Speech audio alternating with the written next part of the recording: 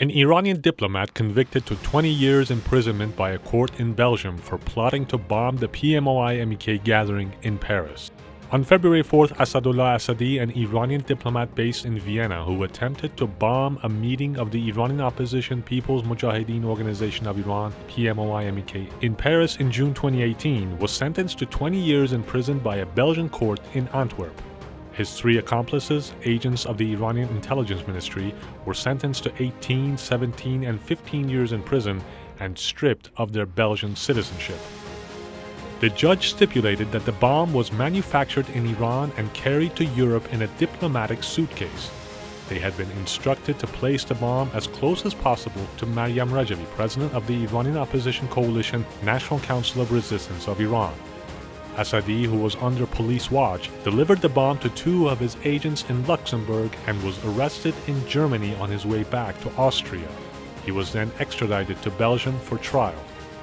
Simultaneous with the declaration of the court ruling, a virtual conference was held with participants joining in from more than 3,000 places across the world, including MEK members in Ashraf, Albania.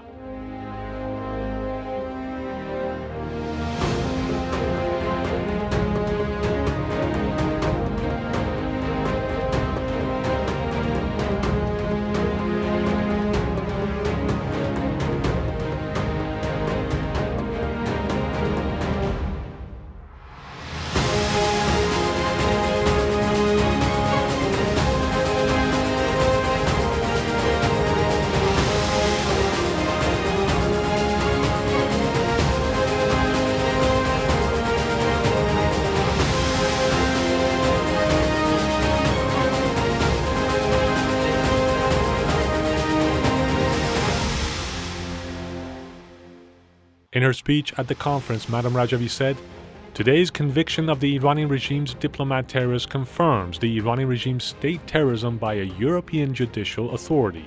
She made key policy recommendations to European leaders: recall ambassadors from Tehran and shut down the regime's embassies and centers in Europe which are used for terrorism.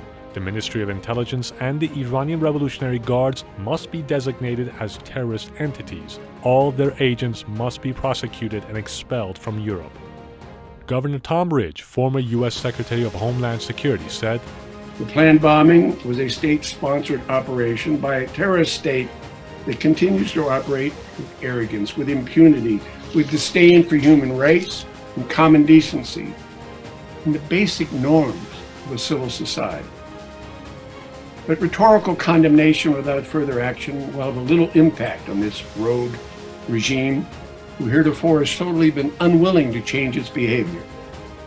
Countries whose citizens were in harm's way in that July event should consider seriously considering downgrading diplomatic relationships with Iran. It's time to call Iran for what it is, a terrorist state. It's time to expel their diplomats. It's time that we have a new Iran, that we support NCRI, we support the 10-point plan of Maryam Rajavi.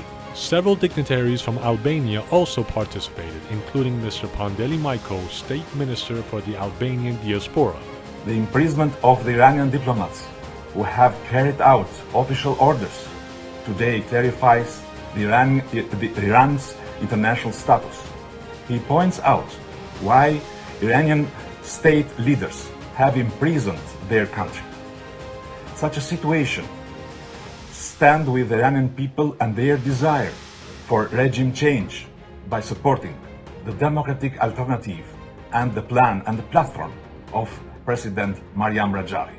Former Italian Foreign Minister Giulio Terzi said, "Europe's lack of proper action has emboldened the Iranian authorities, and it has emboldened them in the pursuit of their malign activities, including terrorism in Europe, convincing them that they have impunity and that whatever they do in Europe, even bombing a peaceful rally which could lead to hundreds and perhaps thousands of deaths, there will be no consequences." Former U.S. National Security Advisor James Jones underlined that we should stand with the Iranian people and their desire for regime change by supporting the democratic alternative of the National Council of Resistance of Iran and its president-elect Mrs. Maryam Rajavi.